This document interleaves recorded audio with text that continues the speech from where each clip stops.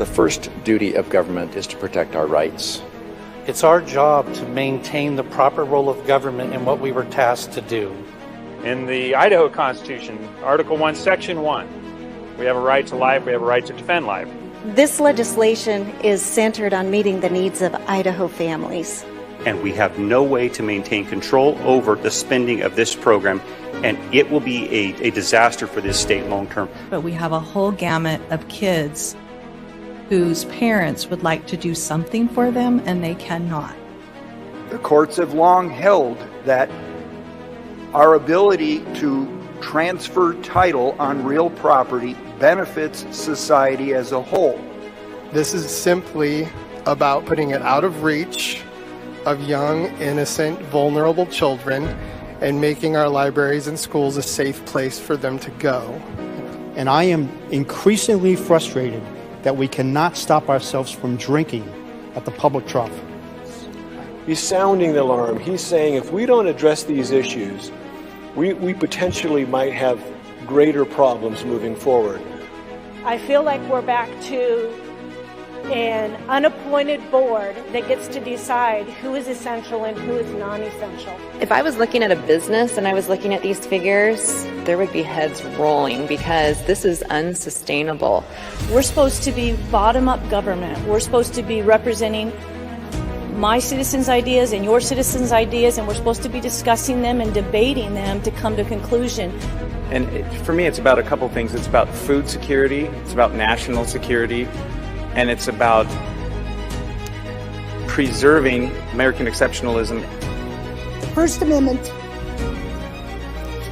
and our freedom of religion, freedom of speech are our first liberties. They are so important. We don't have the rest without them.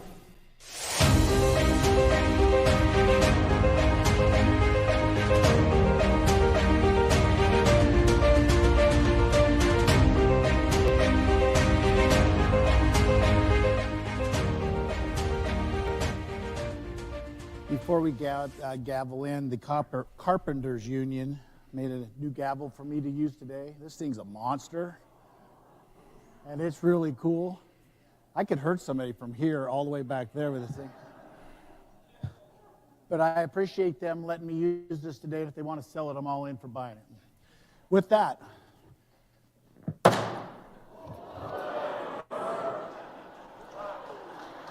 and that's without swinging it. House will be... Okay. Welcome to The Signal, February 8th, 2024. I'm Matt Edwards, and we are broadcasting live. That was early this morning, or just about an hour ago or so, in the House. Speaker Moyle there swinging his giant gavel around for all to see. Great moment there, which was especially poignant considering that they went at ease for a while, and when they returned, they did a vote to retain the speaker. And so this was the vote here. We'll get into that in just a moment. I want to make sure that everybody knows what the plan is today. Okay.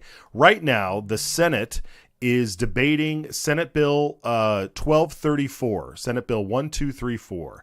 This bill is being brought by Senator Wintrow there, Democrat, and this bill would extend the health benefits for contraception from 3 months to 6 months. And so that's what they're debating right now. The next bill on the agenda after this is the Senate's first go at their budget bill, this budget reform thing that we've been talking about for a couple of weeks. We saw what the House did yesterday. We'll get into that again.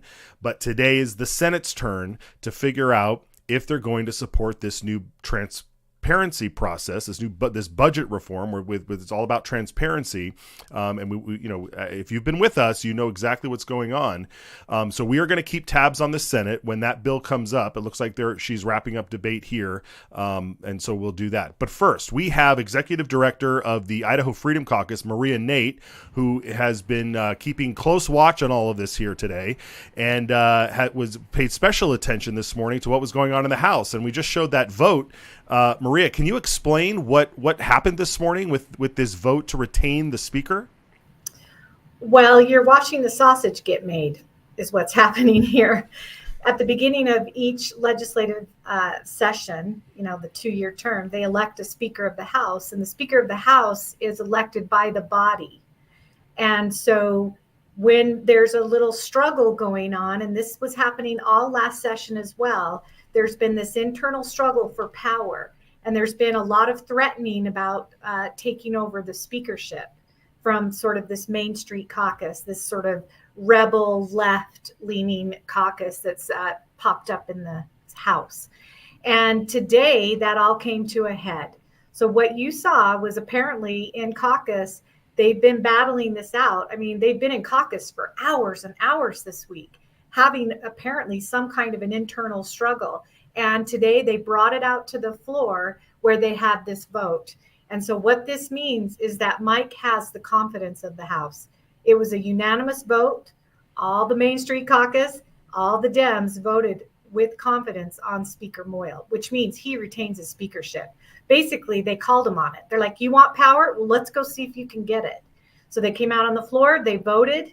Now they're back in caucus, and I imagine that there's a battle for control still happening right now, where they're trying to decide if those people who staged this coup are going to be punished or removed or whatever. I mean, you're going to go after the king, you got to kill him. And they didn't. Right. And so, and by the coup, you're referring to this whole budget fight, right? I mean, this ties in with the budget fight, or does this tie in with other things? Well, it's sort of all together. So I think this is being led by the majority leader of the House, where she has been orchestrating this movement underground to take over the budget process and then to perhaps take over the speakership. And so they really did exert their power through the budgets. And they had the power on the budget committee, and then they brought that power to the floor, but they were smacked down yesterday. So that vote yesterday gave people an indication of where the power is in the House. And it felt like touch and go for a while, but as you see, that was another victory for the Freedom Caucus and for conservative allies. They exerted their will, and they said, you know what, we are going to do the budget process the way Wendy wants it done. So that's what's happening right now. Right. Very good. Okay, so, but what was also interesting, though, is that the Democrats affirmed Speaker Moyle as well. And traditionally, as we see during the speaker fight in Washington, D.C., the Democrats will always try and get rid of the majority speaker and try and elect their own. Obviously, they know that that'll never happen, but at least it shows that their party is united for Democrats. Here, you saw the party... You saw the leader of the party, Lauren Nicochia, stand up and say that she is for tradition of the House, and the majority is the one who should retain speakership and so forth. So they voted to affirm him as well, which I thought was fascinating. Any insight there? Well, there's no win for Democrats to vote against Moyle. They don't have the votes, no matter what. And maybe if the Main Street caucus was going to come out and vote against the speaker, then they could have wrapped in the Democrats, but I know that's been tried in past years, and the Democrats will not break from the tradition because they want to be friends with the speaker because they want their bills heard. They want, and if they go against the speaker, there's no win. And quite frankly, they don't need a win because they're already running the House, because they're pretty much getting everything they want. They know that they are a solid block of votes that can swing wherever they need to get what they want. So right.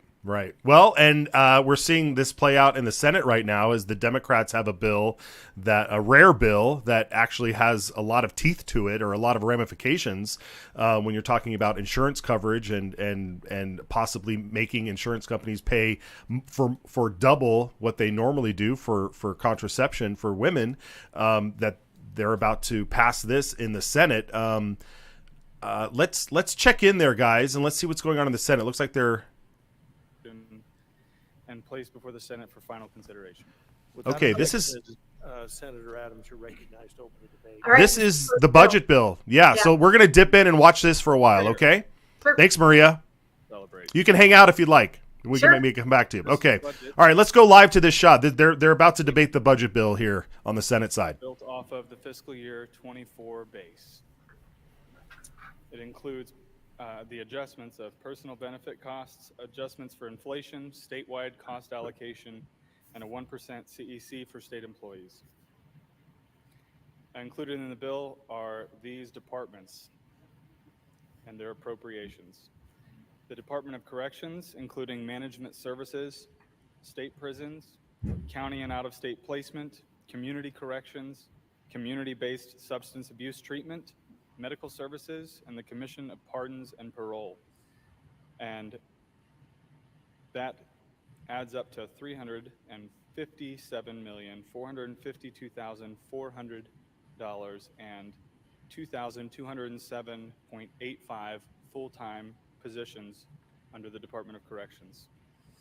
The Department of Juvenile Corrections, including administration, community, operations, and program services and institutions,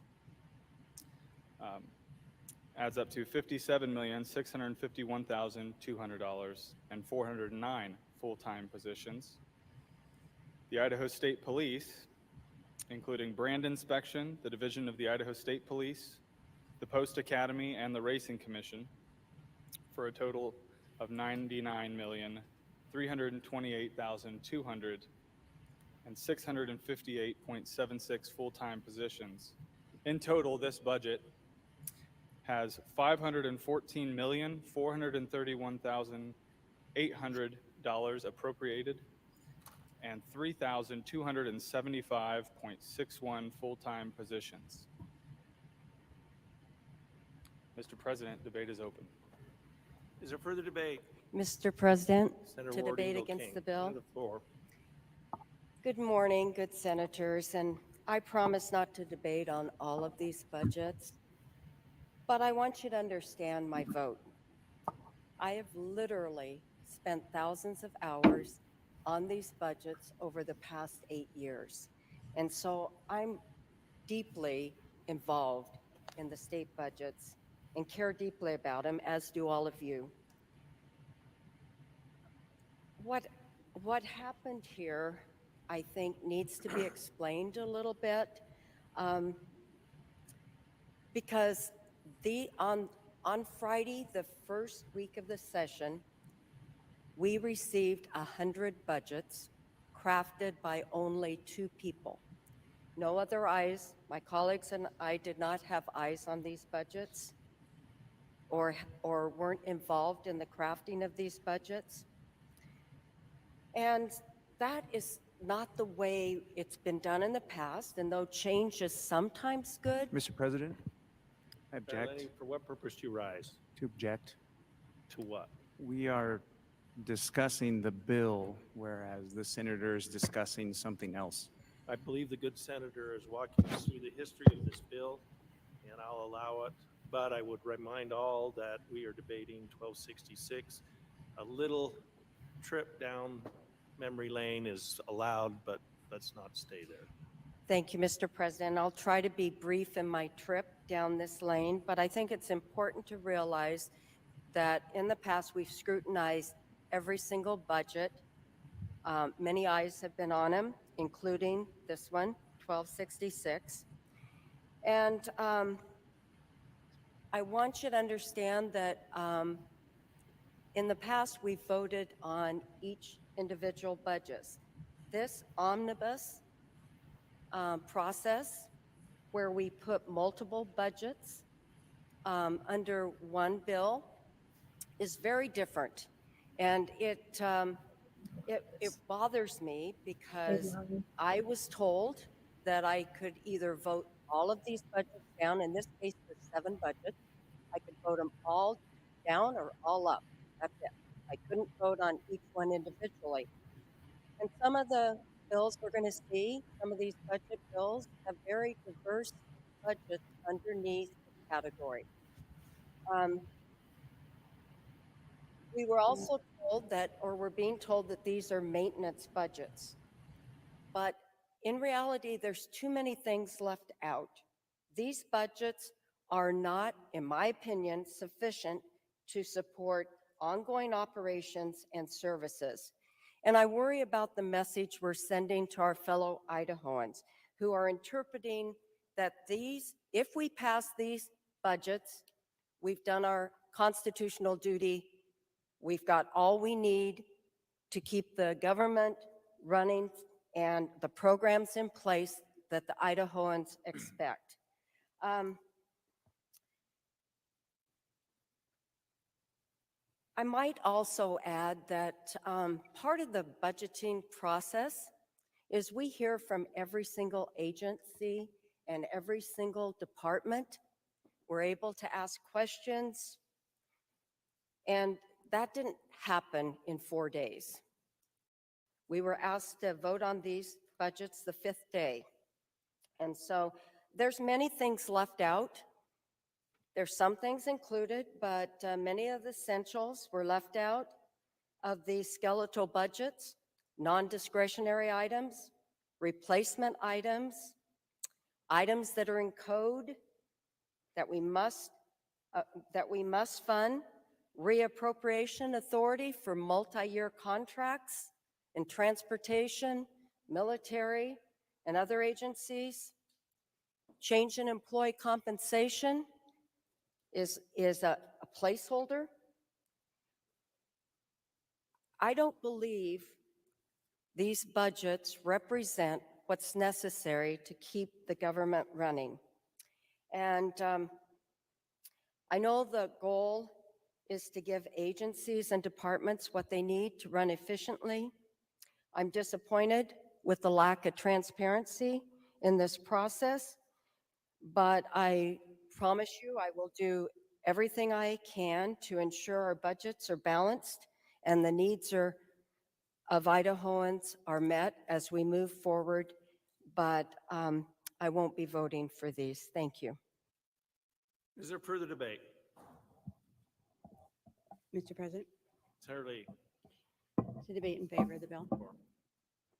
To debate in favor of the bill.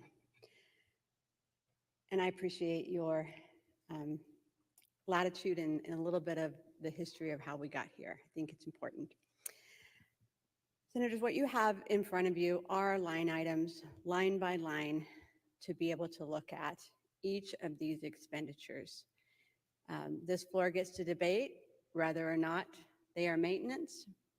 I can look at each of these areas, and having also had some history on crafting these budgets, I offer that for me, this is a trust but verify process. And this is a good budget to start with. I spent a lot of time looking at this particular budget. I can walk through this, having finally seen it be put together.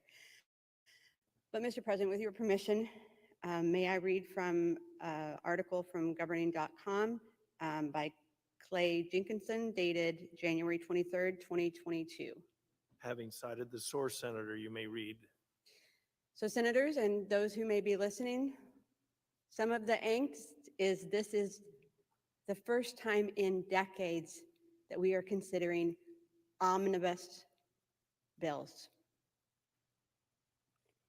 And this article says, $1 trillion here, $1 trillion there, omnibus legislation in American history. Often audacious, these bundled bills attempt to get a lot done in a hurry, loosening scrutiny on public purse in the meantime. One more paragraph, Mr. President. The late Senator Everett Dirksen, who lived from 1896 to 1969, is credited with saying, quote, $1 billion here, $1 billion there, and pretty soon you're talking real money. So we have the opportunity to look at each of these. We also have the opportunity to debate how these are packaged and to debate as we move forward what kind of scrutiny we are going to have on Idaho's budgeting process. I, for one, am not pleased with how our federal partners are packaging big omnibus bills. We've had the opportunity to have 100 budget hearings. As I look through this particular budget, which again, I'm going to support, there was a process of having a hearing, not public input, but a hearing on each one of these to consider those requests. to have the public hear about those requests. That may come forward in the next iteration, that may come forward on the new request. And perhaps we can argue that we already had those debates because these are moving forward bills. I would ask us to look as we continue to discuss these changes. Are these truly maintenance? What is maintenance? Are these truly based? And as we move forward in this year's process to build trust. Okay, Senator Abby Lee here. This is a bit of a surprise. She is for this bill. She had some interesting words about omnibus and so forth, but she is for this budget process now. And it looks like she ended her debate. Someone else will probably stop up here. Let's bring Maria back and get your take on this, Maria. What was that? What was that about? You know what's happening is they are trying to control the language now. And they're trying to say, oh my goodness, these are omnibus bills. Oh, it's just like the federal government. Oh, please. These people have no problem taking federal money. So let's just take that off the table. Second of all, omnibus bills include everything, including all new spending. These bills, the way they are coming across, are not omnibus bills. The spending, the new spending will be voted upon separately. They are flat out lying to you right now, and they know it, and it's disgusting, and they need to be called on it. Yeah, absolutely. I mean, omnibus is everything. New spending, the whole gambit. I mean, this is funding government at its current level, and then adding on stuff later with different bills. Very interesting though to say you're going to vote for it. She's not running for re-election, so this doesn't really matter for her. These votes here, but there is something here. Stand up now.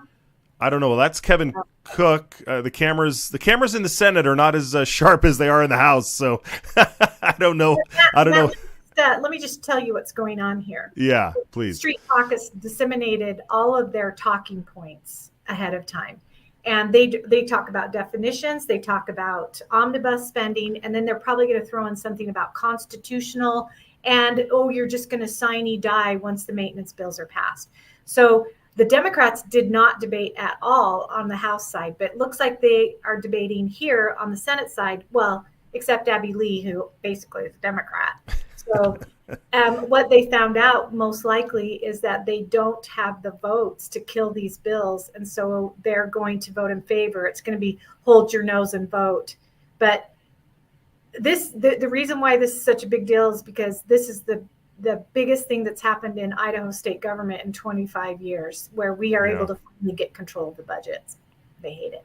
Yeah, absolutely. So it does look like there is debate going on. There's someone down there in the bottom corner standing up. I can't quite make out who it is, if it's a Democrat again or a Republican, but okay. Well, I mean, this is fascinating. So is your prediction here, now that Abby Lee is behind it, she's the assistant majority leader of the Senate, that now that she was seen, around the halls trying to stop this process is the word that we got, but now she seems to be on board with this process. They're trying to define the language. Oh, it's Senator Adams, so I guess maybe he's closing debate here on this bill. So let's listen to the vote, shall we? The question before the Senate is, shall Senate Bill 1266 pass the Senate? The Senate Secretary will call the roll. Adams, Anthony, Burns,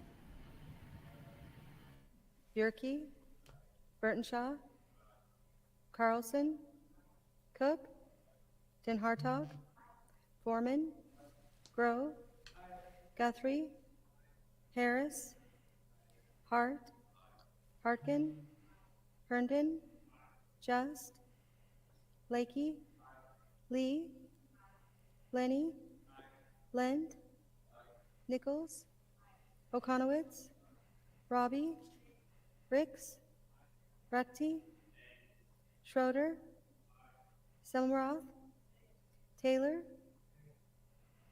Taves, Trakel, Van Orden, Bordingle-King, Winder, Wintrow. Mr. President, for 60 seconds. You have the floor for 60 seconds to explain your vote, Senator. Thank you, Mr. President and Senators. I'm concerned that with the constitutional obligation that we have to pass a budget, if we pass this, we may not come back to pass additional items. And that's a risk. Everything happens on a vote, and things happen here quickly, and it's very unpredictable. So I think that's a problem. And $1 billion here, $1 billion there, hundreds of millions here and hundreds of millions there. This is the first time, and I was a member of that committee, that I look at the budget and I can't make head nor tail of it. It is overwhelming. And for that reason, Mr. President, I do not think it's responsible to vote in favor, so the senator votes nay. Senator Wintrow votes no. Zeiderveld,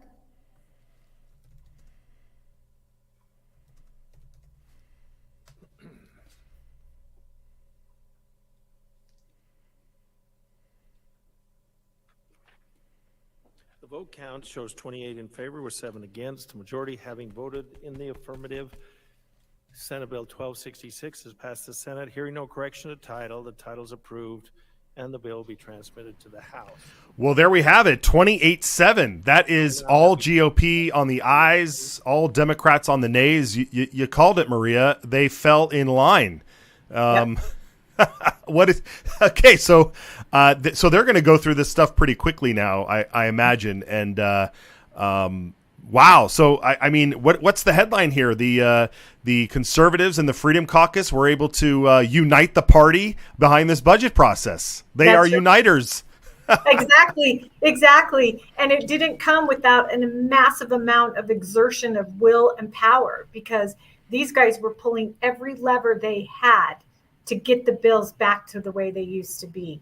So this is a huge victory for conservatives and the Freedom Caucus, and a massive loss for the Main Street Caucus, who just got a smackdown. So what I love is that the whole House side liberals, they bled for these bills. And then when they got sent over to the Senate, they all just fell in line. So maybe they'll be a little bit mad. I guess their blood oath didn't work. Okay, Maria. No filters here. Fantastic. I love it. This is the signal. We go right through it all. Okay. Well, all right. Let's they're going to go through some of these bills. I imagine they're all going to go roughly the same way. Let's dip over to the House. We just want to get a live shot of the House if you can, guys, and see. I believe they're still at ease at the House, and so they went at ease after the vote to retain the speakership, to retain Mike Moyle as the speakership. And I'll tell you what, Maria, this sounds like another big win for Speaker Moyle, because he was able to keep enough folks on his side with the conservatives, with the Freedom Caucus, to and I'll say this too, with every pledge signer at Citizens Alliance of Idaho, to get through this budget reform, and maybe they too were waiting in the wings, watching what was going to happen in the Senate. Maybe, but this will also be a test of Speaker Moyle's will as well, because they really did try to orchestrate a coup over in the House, and if the existing leadership of the caucus walks out intact, then there will be no victory for Moyle, because they will be emboldened because they didn't get punished. And let's go ahead and deal with the GOP caucus leadership. And then after that, let's deal with JFAC, the budget committee, because all those people, those ringleaders, Britt Raybould is the chief ringleader. If she does not get smacked down for her little coup, then there's going to be trouble. They're coming back. Yeah, the Dems are there. The Dems have been hanging out for a while. That looked like Joe Alfieri. I just saw the white hair. Yeah, no, that's the biggest issue here, is that Mike needs to get control of the House, and he needs to get control of his committees. He did have a committee chair vote against one of the budgets yesterday, Yamamoto. Surprise! So if he can't control JFAC, then what's the point? Yeah. So then let's, because I mean, like you said, this kind of stuff is rare. You know, when you see this, I mean, this budget reform stuff has been rare. This kind of, I mean, when was the last time they tried to vacate the speaker, or at least affirm? You know, it's been a while, and then you see what happened on the only fight on the Senate side for this reform was coming from the Democrats, and then everybody else fell in line. Is it enough, you think, for them to just fall in line, or and I don't mean for you, I mean for Speaker Moyle. If he sees that, okay, you guys learned your lesson, or do you think he has enough gumption to say, to at least take one seat from somebody, whether it's Yamamoto at the chairmanship, whether it's Megan Blanksma? I mean, what is this body going to do? Because they might just be, we're conservatives, right? We don't like to hash out harsh punishments to our own. We like to forgive. We like to just say, okay, that's fine, let's move on. But this is a big deal. I mean, do you think they have enough strength to just take at least one seat from somebody? I think that they have the votes, whether or not they have the will. I think that's what it's coming down to now, is who's going to be able to be the one that stands up and says, enough. I've had enough. So that happens in the caucus, but Speaker Moyle can decide where the people sit on committee. And so if he can get the support of the body to stay as speaker and to change up the GOP caucus leadership, then perhaps that will embolden him to do what needs to be done on JFAC. They need to remove Britt Raybould from JFAC. I don't know why she's being protected like this. She's so clearly the ringleader. She's got Kevin Cook as her willing accomplice. And together, probably with some help from some, budget analysts, they were able to concoct this plan, and it almost worked. But if he doesn't exert his power and authority, he's going to be fighting this the whole rest of the session. Yep, there they are. Yeah, there's some folks that we were highlighting before. I throw Rod Furness in there among them as well. Okay, Maria. Well, we're going to keep tabs on the House. They're still at ease. We've got some bills to cover from this morning. The one that was making big headlines was this cannibalism bill. Did you catch any of that? Yeah, wild bill. It's a wild bill. So I appreciate you coming on. We'll check back with you. We'll keep you on standby some point this week, and or maybe later in the show if they come back. But I appreciate it, Maria. Thanks. All right. Take care. See ya. Okay. All right, folks. Well, that was a riveting half hour there. We're going to take a quick break. We're going to keep eyes on the House, and we're going to come back, and we're going to catch you up to date on some bills that were presented today, yesterday, the day before, as all of this stuff was unfolding. There still is business to be done in Idaho, and that's what was going on, including addressing cannibalism. We'll be right back. It's our job to maintain the proper role of government and what we were tasked to do. There's a saying in Idaho, Esto perpetua. It is forever. But the truth is, nothing lasts forever. Not without a fight. The Gem State is ours to fight for. It is ours to win. For life and liberty. For honesty and integrity. We ride together.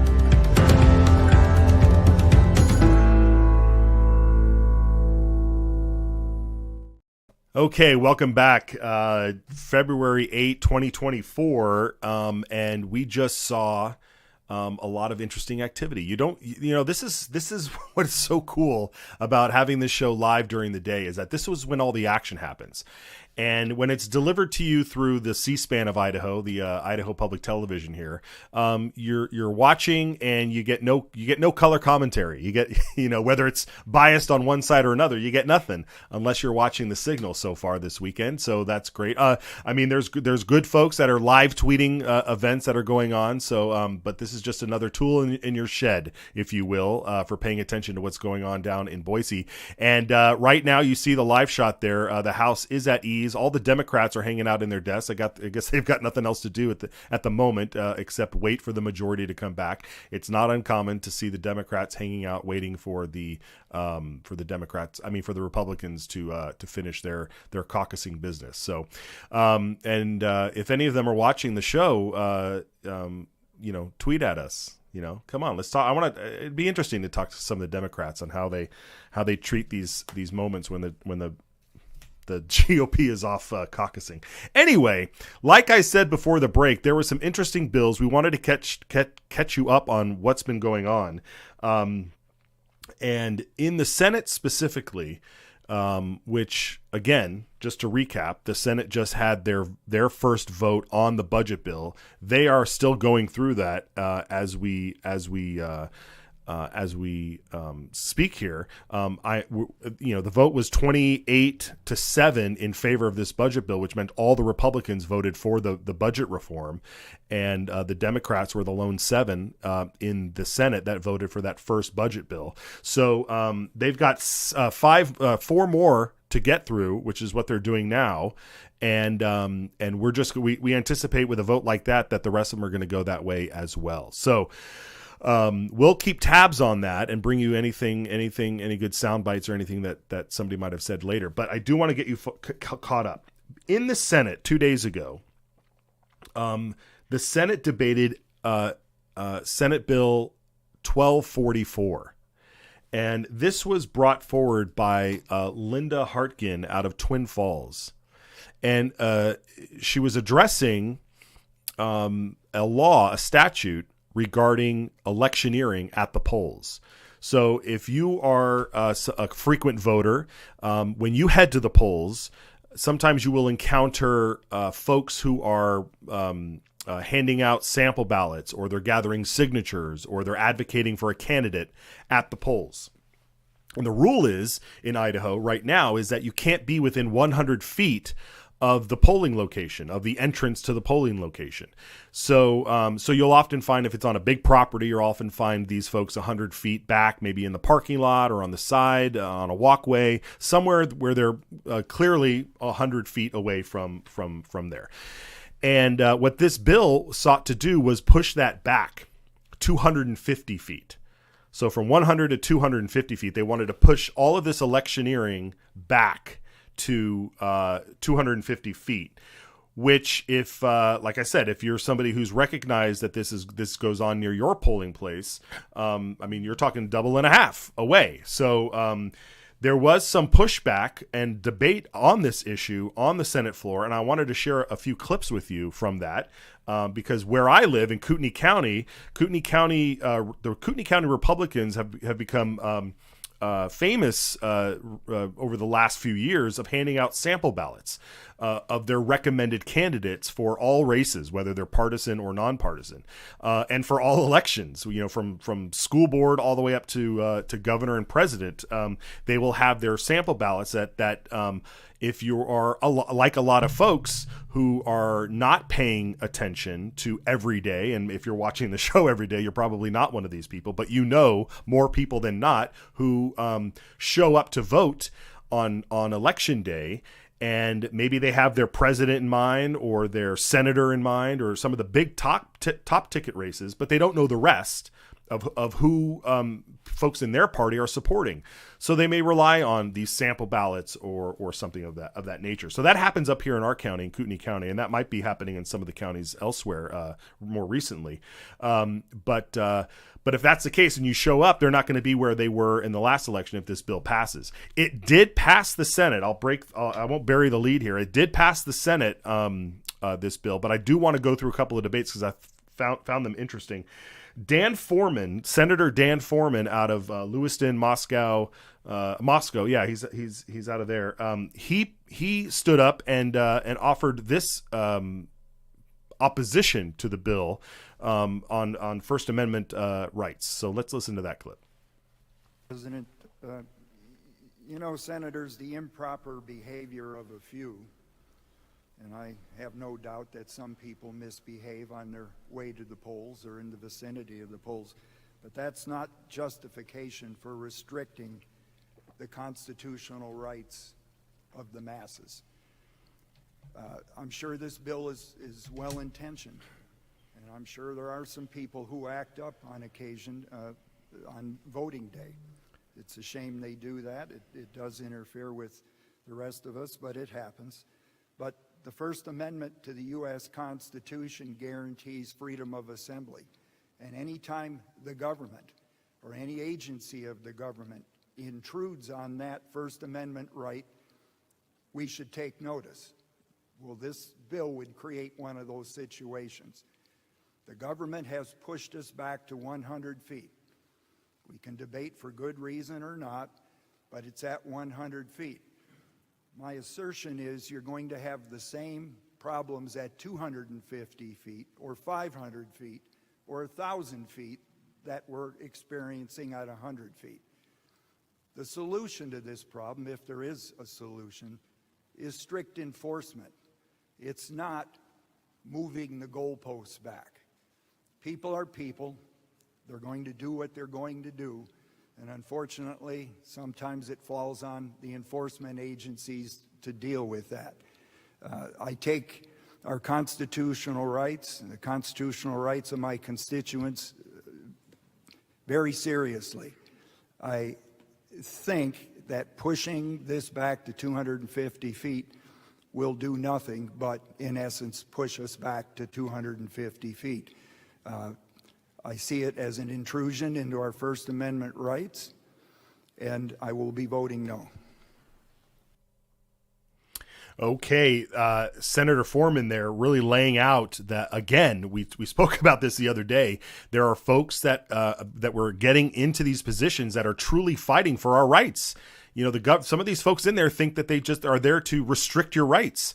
And the point he brought up, which I didn't lead to, I just wanted him to kind of set it there, was that this bill apparently is an answer to some of the things that we've seen anecdotally across here in Kootenai County. It was referenced a couple times by Senator Harkin when she presented this bill, that there's scuffles happening at the polls. You know, two people trying to get the same parking spot because it's 100 feet from distance from the entrance. And you know, there are so many things that happen in daily life that we can't control because people are people. But one of the things that we don't do is restrict our right to assemble and our right of free speech. Another person that stood up and gave a great debate here was Senator Brian Lenny out of Nampa, District 13. He stood up, had some words in opposition to this bill. So let's listen to Senator Lenny. In the same vein as the senator from 6 and 1, I think this bill is a blatant attack on our right to speak our minds right where it counts the most, at those polling places. We're looking at, in my opinion, something that's a solution, scrambling for a problem, and I think we're better than this. When you look at going from 100 feet to 250 feet, that would put Doug and Marine in the middle of Highway 2 over here. So when looking through this bill, you know, it doesn't seem like oversight, it seems like overkill. We need to be protecting our First Amendment rights, not inventing ways to slowly chip away at them. Is there further debate? Yes, go get him, Senator Lenny. Fantastic. We need to be defending our rights, not chip away at them. Well put, sir. The fantastic. We got to get Senator Lenny on here and get a download from him on what's going on down there. But he's absolutely right. One of the things that was a Republican who stood up, a registered Republican, I'm going to call these guys, was Senator Jeff Schroeder. Senator Jeff Schroeder stood up and had here is sort of the mentality. It's hard to describe. It's hard to describe somebody who thinks that they know how to control, that want to micromanage every part of your life. So much so that they find it that they invent reasons to stomp on your rights. And Senator Schroeder, I think, brought us a perfect example of that. This is a registered Republican out of District 8 down in Mountain Home is where he's based. Let's listen to Senator Schroeder here. Who want to persuade voters have had since the primary election, since the declaration of candidacy, to persuade and convince voters. They don't need to do it right when you're going in the door, and they don't need to be in a place where they're blocking everyone else's access to the polling place. 250 feet, in my mind, isn't far enough. You had all this time to persuade the voters, get on it. But not the last day, the day of the election, and then everyone's fighting over this parking spot, and this is it. If you're handing out hot dogs and food, you're going to get a line. And you're going to be violating Idaho Code 182313. Although it's labeled as riotous conduct, it includes impeding access to the polls. And I had to warn the folks who were stopping people coming into the parking lot that they were subject to a charge under this. So 250 feet is great. Keep your polling out there, but not in the parking lot. I have to park there to go in and vote. I shouldn't have to endure yet another barrage of people trying to persuade me the last minute of the last day. This is a good bill, and we need to support it. Okay, there it is. Senator Schroeder thinks that there should be only discussion should happen from the moment of candidacy up until the day before election. If you start talking the day of the election about the election, that's too much. That's too much for Senator Schroeder. There's no reason to have discussions. In fact, you shouldn't even have discussions in line with other voters. Like, no one should discuss. Senator Zeiderville tackled that in our next clip. But we have to break away to the House floor. The House floor is back in session. Let's refresh this feed because I believe the House is back in session here. Yeah, we'll get this feed back up. There she is. The clerk is reading. Let's hear what she's reading.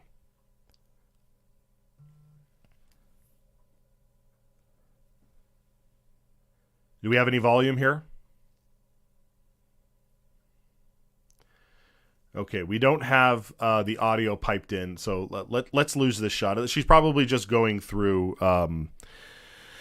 They're probably just going through some bills, but it looks like they're back in business. So there isn't necessarily anything weird happening. The caucus is over. They're back. We will find out whether or not there was any.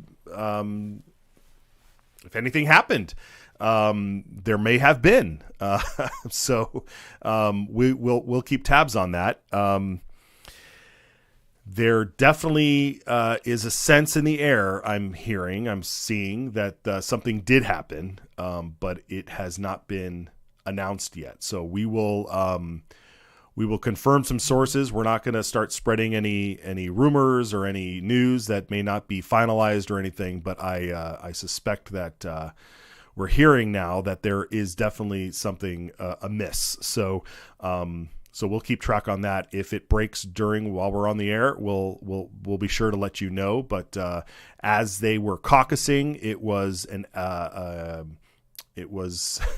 there was something going on. So, all right, let's go back to Senate Bill 1244. We'll definitely keep tabs on the House. Maybe we'll cut over to the Senate and see what's going on over there. But back to this First Amendment issue. We just got through hearing Senator Schroeder talk about how you've had plenty of time. You've got plenty of time to research your candidates. You got plenty of time to talk to people about who you might vote for. So who knows? Who knows what's you show up. You're on your own, buddy. You're on your own. You can't ask for any more information, according to Senator Schroeder. You should just go in there and vote. Senator Zeiderville brought up an interesting thing because a question about this bill, because this bill has a penalty phase in it. If you are caught electioneering or giving out information or sharing information or I mean, it may not be as broad as that, but there was concern that if you are caught doing this, that you would be fined. You could be cited and fined for it. And Senator Zeiderveld brought up a very good point about what if there are two people just chatting in line, and so let's listen to Senator Zeiderveld's concerns about this bill. With this, when I read on when it talks about advocate for or against a candidate or measures or solicit votes, when they're at the polls, a lot of times they haven't seen each other for a very long time, and they will be discussing their choices and votes. So how would that be considered? Would that be considered electioneering when you have two people that haven't seen each other for a very long time discussing who they're actually going to be voting for? Mayor Harkin. Mr. President, It just depends if they're if they're asking them to vote for something, and if it's, I mean, if they're out in the parking lot and they're saying, do you know who to vote for? I don't know very many people that ask people who they're voting for before they go in, let alone when they come out, unless it's a poll worker on the way out. So, I can't really answer that question because I don't know if they're handing them something or if they're trying to get their vote. Thank you. Mr. President, to debate the bill? You have the floor. Okay, so that's a concern that I have because it's not really clear on there. And I have seen where maybe somebody that's standing in line might think it's electioneering and go forward and try to report them for that when there was just a discussion. It would be nice to have a little bit more clarification on that. The other thing is with the lack of trust of our constituents where our elections are at, to me, this is just sending a message that we do not trust them to actually have good civil talks to make sure that they're not harming. In my district, I have never seen anybody intimidate anybody, and I haven't seen this issue in any way. And I just think this is going to be sending them a message that we don't trust them. It's just a small chip away at what with our elections and the integrity of it, and I just think it'll be a poor message to send. And I will be voting no. Mr. President? Okay, again, Senator Zeiderveld bringing up a good point. Senator Harkin's like, oh, well, I don't know anybody who tries to figure out who they're voting for the day of. Are you kidding me? I mean, how many times have you gone to the polls and been like, these judges, who should I vote for? Who are you voting for the judge? I mean, it's like, you shouldn't be able, I mean, let's see, choose my words carefully here. We all have a responsibility to make sure that we're informed voters, right? And you shouldn't just be, marking off whatever. But that's what people do in line.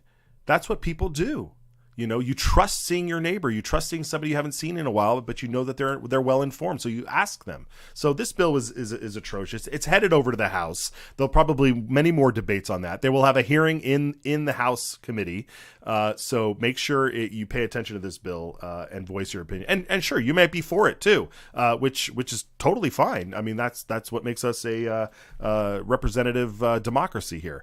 Okay, I would like to bring, if Maria Nate is still here, I'd like to bring her back before we close out. We only got a few minutes because the House came back into session. We've got a live shot here of the House, and they just got. It looks like the clerk just got through reading some bills. By Business Committee, an act relating to short-term rentals, providing legislative intent, amending section. Yeah, so they're just going through bills that may have come over from the Senate and are going to disperse them. So. Maria, they came back from caucus. Are you hearing anything? What do we see out there? Everybody's back. Well, what happens in caucus stays in caucus. So the only tell you will have is who makes the motion to adjourn today. And I think I just saw Megan Blanksma in her seat. So if she is in her seat and she does not make that motion, then we'll see. Okay, so that's one tell. Yeah. If he's removing people from committees, will we see that later today in the committees? Does that kind of stuff happen immediately? No, when they did that to Heather as retribution all those years ago, they did it from the desk in one of the orders. It comes from the speaker where they just reorganize. Yeah. Oh, wow. So, yeah, Okay. That's a pretty public beating.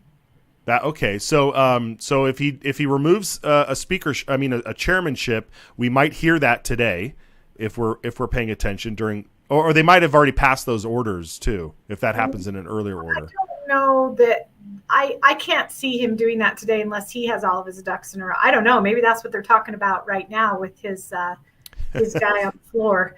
So I don't know. I mean, it needs to come, I believe, from the desk, but I don't know what Speaker Moyle's going to do. He surprises me sometimes, and then he frustrates me sometimes. So I don't know.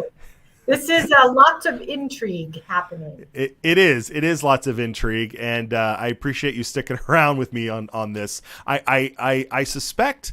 I mean, I don't know. We could all suspect a lot of things, but we see that. I guess we could say who's at risk here. So all of the committee folks could be at risk, but it looked like, though, if you're judging by the budget reform vote, that Julie Yamamoto is the only chairman in the House that voted opposite everybody else. So Right. she might be on that. There are members of JFAC. JFAC membership is appointed by the Speaker. So. So you're talking, like you said, Britt Raybould, James Petsky, Rod Furness. I'm trying to think of Mark Sauter. I think those are the four that were voting opposite that are on JFAC. Bundy. Oh, Bundy. Yeah. So Speaker needs to remove, I think 3 people from JFAC in order to get control of that committee. Okay. But let's see if he uses that big gavel today, Monday, or Friday. Or any I mean, day. how was that open, huh? I mean, that was pretty wild. It's almost like tell, huh? Maybe he feels all empowered now. yeah, really. Okay, so then and then the other members of leadership, like we said, Megan Blanksma is the majority leader, and then you have the assistant majority leader is Sage Dixon, who's been fairly quiet these past 2 sessions because of his new position. And then there is the caucus chair. Is that what they call it? Yes, yeah. There's the caucus, that's- which is man-wearing. You have the majority Man-wearing. leader, which is Blanksma, the assistant majority leader, which is Sage Dixon. So Okay. I predict that you will not hear from Megan again today. Okay. We got a prediction here. We got the Speaker picking up the phone. Okay. I mean, we don't know. I mean, everybody's sitting there.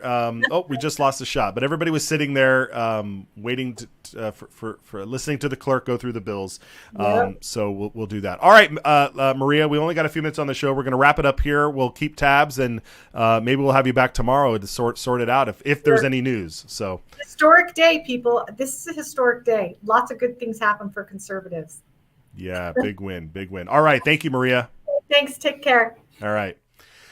It is a big day, and we only focus on Idaho news here, but when you look across the country and the world, I mean, you got Tucker interviewing Putin that's going to come out today. You've got the Supreme Court deciding whether or not Trump is an insurrectionist and can't be on the ballot, which would have ramifications in Idaho if that's the case.